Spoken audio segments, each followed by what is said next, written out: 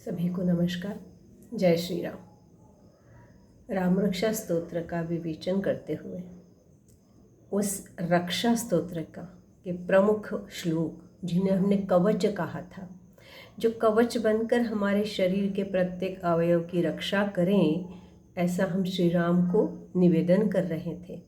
कौन सा श्री राम मेरे किस अवयव की रक्षा करे और क्यों करे, यह भावार्थ हम देखते जा रहे थे। कल हमने देखा था शिरो में राघव पातु भालन दशरथात्मजा। रघुकुल के शिरोमणि जो राघव है वह मेरे सिर की रक्षा करेंगे, मैं भी अपने कुल का शिरोमणि बन सकूं। इसे देखते हुए आगे गए थे तो दशरथ के राम को, दशरथ पुत्र राम को भाल प्रदेश की रक्षा करने को कहा। उसके पीछे का कारण हम देखते रहे और फिर आगे आता है कौसल्येयो दृशौ पातु, कौसल्येयो दृशौ पातु विश्वामित्र प्रिय श्रुति। किस राम को कहा है? अब कौसल्या के, कौसल्या माता के राम, उनको दृशौ पातु, दृष्टि, नेत्र नहीं है सिर्फ। दो बातें समझे इसमें हम। कोई भी माँ बड़े वत्सल भाव से, उसके आँखों में पूरा ममता, पूरा स्नेह, पूरा वात्सल्य उमड़ पड़ता है। ऐसे स्नेहमयी नेत्रों से, उस दृष्टि से अपने पुत्र को देखती है।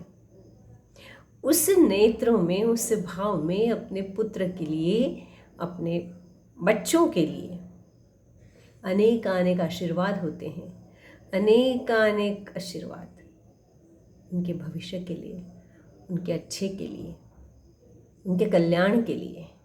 वह नेत्र कौसल्या जिस तरह से आपको देखती थी, हे श्री राम, कौसल्या के पुत्र, ऐसे स्नेहमयी नेत्रों से आप मुझे देखें। एक भाव तो ये होता है।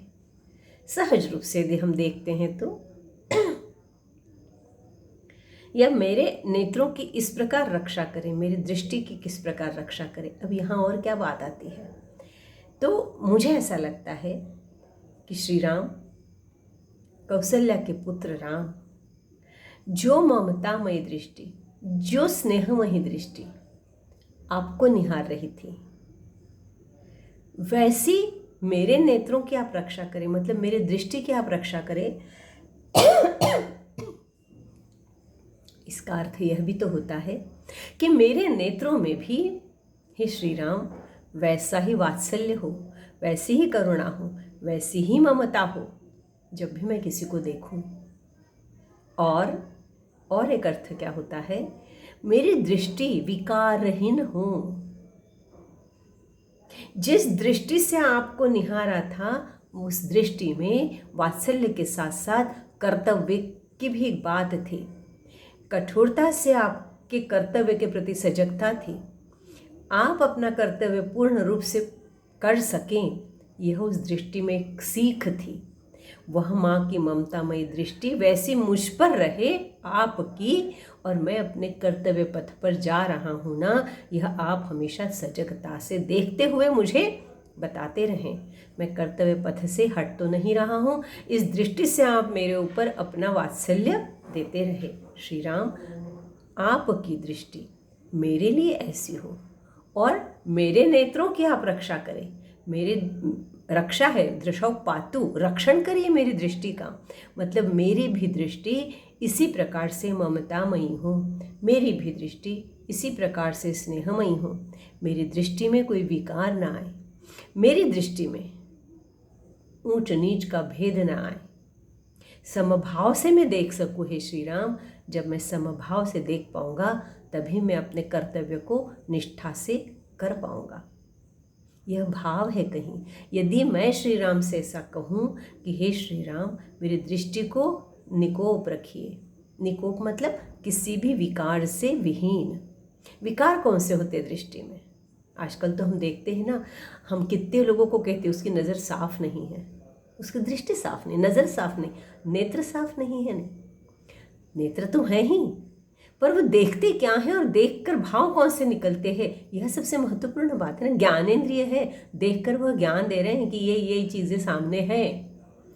अब जब मैंने शुरू में राघव पातु कहा था, तो मेरा वह विवेक, वह जो मैं देख रहा हूँ उसके प्रति मेरा दृष्टिकोण बनाता है, वह दृष्टिकोण मेरा उचित बने, यह मैं राघव से मांग रहा हूँ। यह मैं राघव से चाह रही हूँ कि मेरी दृष्टि विकारहीन हो। यदि मेरी दृष्टि में विकार नहीं होगा तो मेरी दृष्टि हर इस सृष्टि को उस उच्चतम स्तर से देख सकेगी, और उस स्तर पर मेरा अपना कार्य होगा, मेरा कर्तव्य होगा। हर स्थान पर, हर क्षण मुझे उस सजगता से अपने कर्तव्य की याद आती रहेगी, स्मरण होता रहेगा। तो मैं जो देख रहा हूँ, उस देखने के में मेरा मन स्वच्छ हो, मन विकार रहित हो, उस दृष्टि में कोई विकार ना आए, और फिर जो कुछ मैं देखूं उस दृष्टि से मुझे क्या करना है, इस भाव का जागरण हो। मैं क्या देख रहा हूँ, क्यों देख रहा हूँ, उसमें से मुझे क्या समझना है और उसके ऊपर मुझे क्या करना है। कितनी सारी बातें होती, देखने का ही तो सब, देखने में ही तो सब चीज़ है। हम किस बात को किस तरह देखते हैं, देखने के बाद ही हमारा उसके प्रति मत बनता है ना। तो देखना, यह देखना सिर्फ देखना नहीं होना चाहिए, वह देखना किस दृष्टि से हो, वह दृष्टि मुझे श्री राम देंगे। क्योंकि जिस दृष्टि से माँ कौशल्या ने उनको देखते हुए बड़ा किया, वह वात्सल्य और ममतामयी मूरत कर्तव्य के प्रति भी सजग करती रही। उस दृष्टि में मेरा बेटा कर्तव्यच्युत तो नहीं हो रहा है, यह देखती भी रही।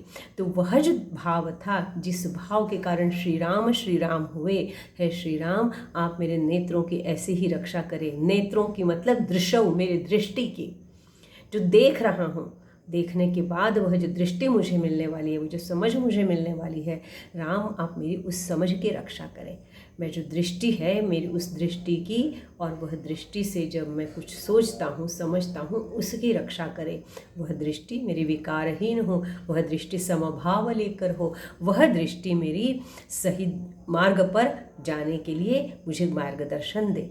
तो श्री राम आप मेरी दृष्टि की रक्षा करें। इसलिए कौशल्या के श्री राम, जिसकी आंखों के आप तारा थे, एक बात तो ये भी आता है ना, कौशल्या के श्री राम और दृष्टि मांग रहे हैं, उनसे रक्षण करो, क्योंकि वह आंखों का तारा है बेटा कौशल्या की।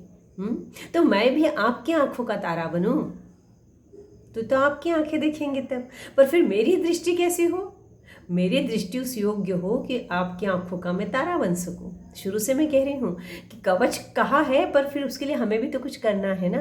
तो मेरी दृष्टि साफ हो, विकारहीन हो, कर्तव्य के प्रति सजग करने वाली हो। जब मैं कुछ देखूं, जब मैं कुछ समझूं, तो मेरी दृष्टि इस प्रकार से आप दो, मेरी दृष्टि की इस प्रकार से आप रक्षा करो हे श्री राम। सोचिए आप लोग, यदि इस प्रकार से हम दृष्टि की रक्षा मांगते हैं, विकारहीन यदि है, और हम कर्तव्य के प्रति सजग करने वाली दृष्टि है, जो देखें वहाँ समभाव देने वाली दृष्टि है, तो हमारे संतों ने जो चाहा है, संतों ने जो कहा है, वह साध्य होता है। हमारे महान पुरुष जो करके गए हैं, वह किस दृष्टि से करके गए हैं, यह समझकर उस दृष्टि को हम प्राप्त कर सकते हैं। और ऐसा नहीं हो रहा है, और फिर जो कुछ देखने को मिल रहा है, उस देख के जो दृष्टि बन रही है किसी को देखने की, और जो आज जो विकार निर्मित हो रहे हैं दृष्टि में, दूसरे का देखा तो मन में लालसा पैदा हो गई, लालच आ गया, मेरे को भी वैसा ही चाहिए। देखा तभी तो लगा ना, टीवी के 10 प्रकार देखे तो हमको लालच बढ़ता गया, हमने देखा ही उस भाव से उसको। वह आवश्यकता की बात है क्या, इस भाव से देखा ही नहीं। It's a luxury, it's a status symbol. तो दृष्टि है, लड़कियों को देखने की, माता के भाव से, बहन के भाव से देखने की दृष्टि ही नहीं रही, तो विकार है। मेरी दृष्टि में ये विकार नहीं आए, कितनी बड़ी बात कही है। मेरी दृष्टि में किसी के प्रति लालच, मेरी दृष्टि में किसी को देखकर और यह चीज़ नहीं है अच्छी, उसका अच्छा बुरा यह मैं सिर्फ देख कर कैसे समझ सकता हूँ, वह बुरा है ये मैं सिर्फ देख के कैसे समझ सकता हूँ। क्या मेरी दृष्टि इतनी प्रगल्भ हुई है, क्या मैंने कभी उस पर सोचा है, तब मैं निर्णय ले सकूँ, तो मेरी दृष्टि को मैं इतना प्रगल्भ कर सकूँ। हे राम मेरे को ऐसी दृष्टि दो, मेरी दृष्टि की ऐसी रक्षा करो। यह बात उस कौशल्य दृश्य पातु में आती है। इसलिए कौशल्या के राम मेरी दृष्टि की आप रक्षा करें, यह भाव आता है। और तब हम आगे बढ़ते हैं। कौशल्य दृशभ पातु विश्वामित्र प्रिय श्रुति। श्रुति मतलब सुनना, सुनते काय से हैं? कान से। तो रक्षण काय का करने को कहा है? श्रुति का, सुन रहा हूं उसका, कान का नहीं। कान में दर्द हो सकता है, इलाज हो जाएगा। सुनते क्या हो? और फिर सिर्फ सुनना है क्या? यहाँ पर भी वही बात आई, सुन के अनसुना करना। तो फिर कुछ सुना ही नहीं, तो फिर काय की रक्षा करेंगे? किस बात की रक्षा करेंगे? श्रुति की। जो सुना है वह क्या सुना, फिर उसका चिंतन, उसका मनन, ये सब बातें उसमें आती हैं ना, तो श्रुति है। और फिर हमको याद आना चाहिए कि हम जब अपना एक संकल्प लेते हैं ना पूजा का, तो हम श्रुति स्मृति पुराण तो ऐसी बात करते हैं ना। जब हम वेदों की बात करते हैं तो श्रुति से आई कहते हैं। प्राचीन काल में जो गुरुकुल थे वहाँ श्रुति पर आधारित ही अध्ययन होता था। उस बात को यदि हम याद रखते हैं तो हम क्या कहते हैं? विश्वामित्र प्रिय श्रुति। विश्वामित्र के श्री राम,